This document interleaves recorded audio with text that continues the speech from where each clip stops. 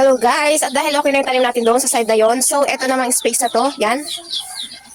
Yan naman ang ating gagawa ng taniman. So kailangan i-maximize natin, ang aking eyebag ba yan? Hindi na naman ako magpupuyat. Kailangan i-maximize natin yung ating space para hindi naman sayang. Then after matapos ko dito sa likuran, ay sa harapan, kasi ang harapan namin napaka-aliwalas, wala pang katanim-tanim.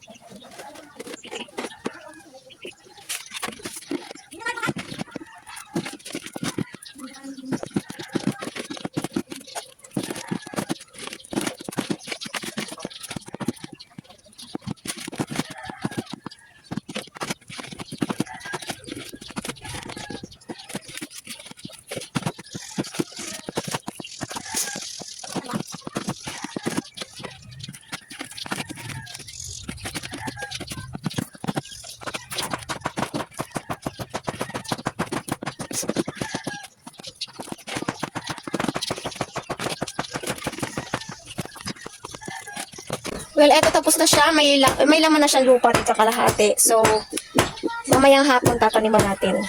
Nag-iisip pa ako kung ano tatanim ko dito. Kalahati lang siya kasi pwede natin siya lagyan ng mga dahon or ng mga balat ng itlog para organic na pataba.